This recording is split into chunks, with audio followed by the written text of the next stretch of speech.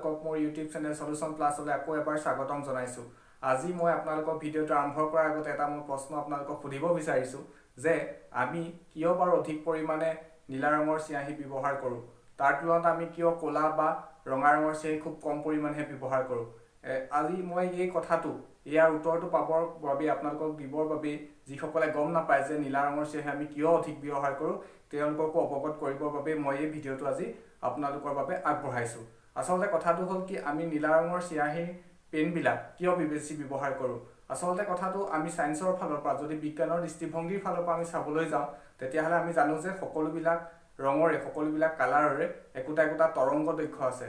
ধৰক ৰঙা ৰঙৰ তৰংগ দৈৰ্ঘ্যটো আটাইতকৈ বেছি হয়, ঠিক তেনেকৈ আমি নীলা ৰঙৰ যেটো নীলাৰ কালাৰ থাকে তাৰ তৰংগ দৈৰ্ঘ্য আটাইতকৈ কম। যেহেতু ৰঙা ৰঙৰ তৰংগ দৈৰ্ঘ্য অতি বেছি হয় সেইটো কামত যদি তেতিয়া সেই ৰঙা ৰঙৰ পেনটো যদি আমি লিখা কাৰ্যত ব্যৱহাৰ কৰো তেতিয়া আমাৰ কি হয় মনত যেটো আমাৰ একাগ্ৰতা ভাৱ থাকে সেই একাগ্ৰতাটো কমাই দিয়ে ৰঙা ৰঙৰ পেনটোৱে। লগতে ৰঙা ৰঙৰ তৰংগ দৈৰ্ঘ্য অধিক হোৱাৰ বাবে কি আমাৰ চকুটো কিছুমান এফেক্ট কৰে, যেটো আমাৰ চকুৰ ৰশ্মি কমাই দিব পাৰে বা মগজুটো কিছুমান এফেক্ট কৰা দেখা যায়। সেই কাৰণে আমাৰ ৰঙা ৰংটো খুব কম পৰিমাণে ব্যৱহাৰ কৰা হয়।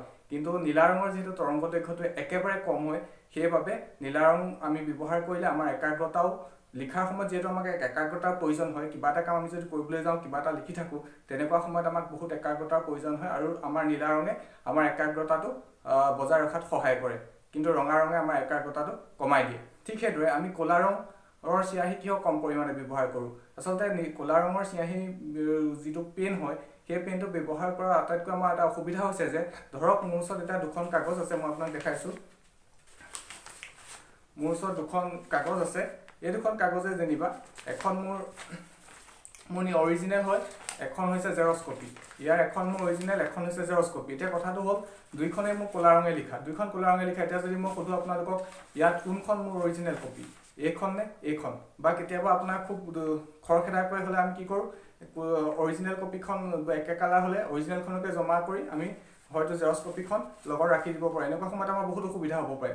সেইকাৰণে আমি ক'লা ৰঙৰ পেনো সাধাৰণতে ব্যৱহাৰ নকৰোঁ, কাৰণ কেতিয়াবা আমাৰ অসুবিধা হয় যে কোনখন অৰিজিনেল হয় কোনখন জেৰক্স কপি হয় আমি সেইটো বিচাৰি উলিওৱাটো আমাৰ অসুবিধাৰ সৃষ্টি কৰে ক'লা ৰঙে। সেইবাবে আমি ক'লা ৰঙৰ চিয়াহী খুব কম পৰিমাণে ব্যৱহাৰ কৰোঁ। ভিডিঅ'টো চোৱাৰ বাবে